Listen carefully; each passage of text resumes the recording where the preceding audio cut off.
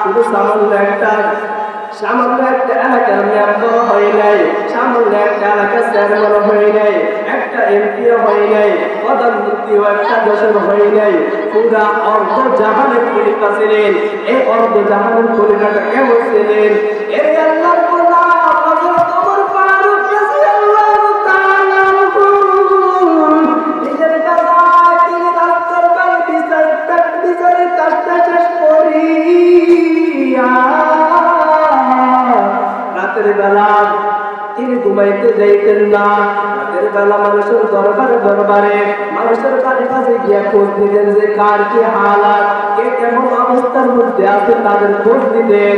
এই আল্লাহর গোলাম একদিন তাকে সে যখন এইভাবে হাঁটতেছেন, খোঁজ দিতেছেন, হঠাৎ করে দেখে দূর থেকে তাকাইয়ে দেখে একটা বাতি জ্বলতেছে। একটা বাতি বলে ওই বাতির কিনারায় গিয়ে দেখে একটা যুবক বসিয়া কান্না করতেছে। যুবককে জিজ্ঞাসা করলো, তুমি এখানে বসে বসে কেন কান্না করো, আমাকে বলো। আপনাকে বলে কি লাভ হবে, আপনাকে বলে কি লাভ হবে, আমাকে বলো, আমি একটু সাহায্য করতে পারি কিনা দেখবো। এবার যুবক বললেন, ও ভাই, আমার টিভিটা হলো গর্ভবতী, আমি তো পুরুষ মানুষ কিছু জানি না, সে জায়গায় কান্না করতেছে আমি জানি না। এবার সেখান থেকে যুবককে আশা দিয়ে চলে গেলেন, ভাই তুমি এখানে থাকো, আমি দেখি কিছু সাহায্য করতে পারি কিনা। এবার বাড়িতে গেলেন, বাড়িতে গিয়ে দিদিকে বললেন, ও দিদি তুমি জাগ্রত আছো কিনা? বলে হ্যাঁ আমি তো জাগ্রত আছে। বলে কেন? দিদিকে বলে ঘরে কোনো খানা আছে কিনা? বলে হ্যাঁ আছে, তবে একজনে খাইতে পারবে।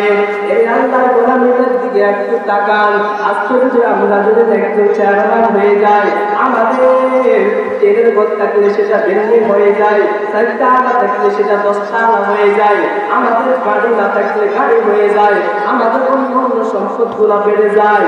আর অর্থ জাহানের খলিফা হওয়া সত্ত্বেও তার ঘরের মধ্যে মাত্র একজন খেতে পারবে এমন খানা আছে। এবার বিবিকে বলল, হে বিবি তুমি এই খানাগুলো একটা পলিথিনের মধ্যে বেঁধে নাও। একটা গাছের মধ্যে যখন এটা বেঁধে নিল, বেঁধে নেওয়ার পর বিবিকে বলল, ও বিবি তুমি আমার সাথে চলো, এক জায়গায় যাইতে পারবা কিনা?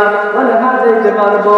এবার বিবিকে নিয়ে যখন শেষ করে যাইতেছে, ওই যুবকের কাছে গিয়া বিবিকে বললো, যাও এর স্ত্রীটা বেদনায় পড়ে আছে প্রসব অবস্থায়, তুমি যাও তাকে উদ্ধার করো। এবার ওমর রাদিয়াল্লাহু তাআলা আনহু যুবককে জিজ্ঞাসা করতেছেন, হে যুবক তোমার কি আর বলে মনের মধ্যে কি কোনো ব্যথা আছে নাকি?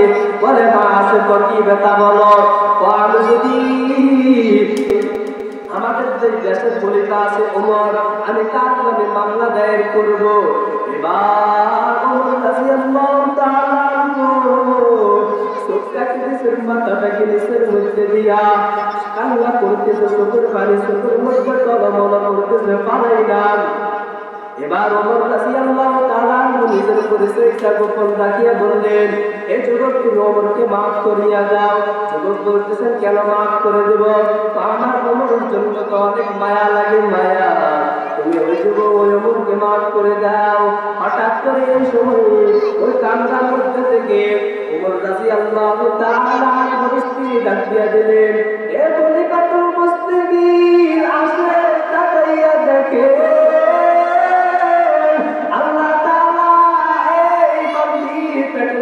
কত একটা সুন্দর সন্তান দান করেছে। এবার তো যুবক তো ওই আওয়াজটা শুনে তো আর বুঝতে পারছি নাই।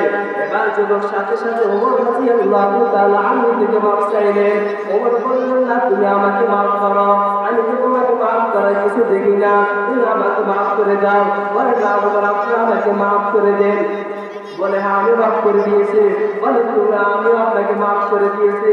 আরে আল্লাহর বান্দারা, তাদের ক্ষমতাটা ছিল এমন,